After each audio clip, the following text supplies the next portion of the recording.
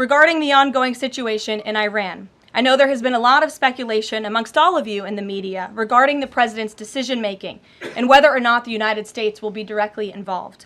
In light of that news, I have a message directly from the president, and I quote, "Based on the fact that there's a substantial chance of negotiations that may or may not take place with Iran in the near future, I will make my decision whether or not to go within the next 2 weeks." That's a quote directly from the president for all of you today. Trust in President Trump.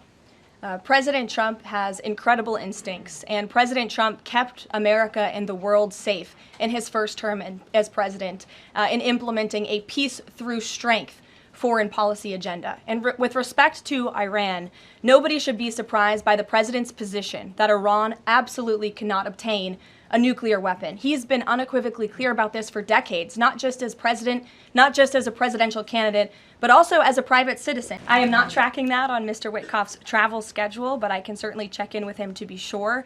As for correspondence between the United States and the Iranians, I can confirm that correspondence has continued. As you know, we were engaged with 6 rounds of negotiations with them, in both indirect and direct. So the president is always interested in a diplomatic solution to the problems and the global conflicts in this world. Again, he is a peacemaker in chief. He is the peace through strength president. And so if there's a chance for diplomacy, the president's always going to grab it. But he's not afraid to use strength as well, I will add. Sure, the president's top priority right now is ensuring that Iran cannot obtain a nuclear weapon and providing peace and stability in the Middle East. It is a fact, and the United States government maintains this fact, that Iran has never been closer to obtaining a nuclear weapon. Would the president go to Congress to seek war authority? I'm not going to engage in hypotheticals. I gave you the statement from the president. He'll make a decision within 2 weeks. And are you seeing any signs that China would get involved militarily to support Iran?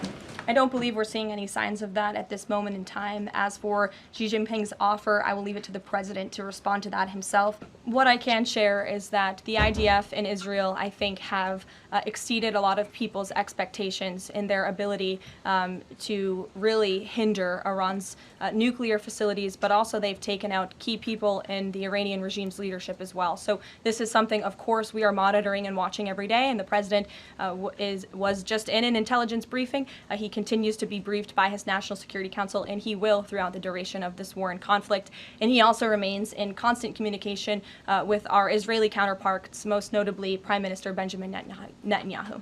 Look, Iran is in a very weak and vulnerable position because of the strikes and the attacks from Israel.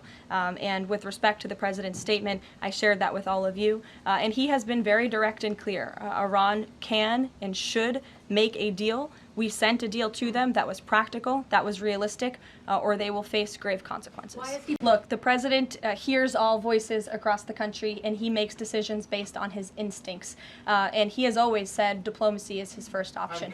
Iran has all that it needs to achieve a nuclear weapon. All they need is a decision from the supreme leader to do that. And it would take a couple of weeks to complete the production of that weapon, which would, of course, pose an existential threat, not just to Israel, but to the United States and to the entire world. See you later. Thank you.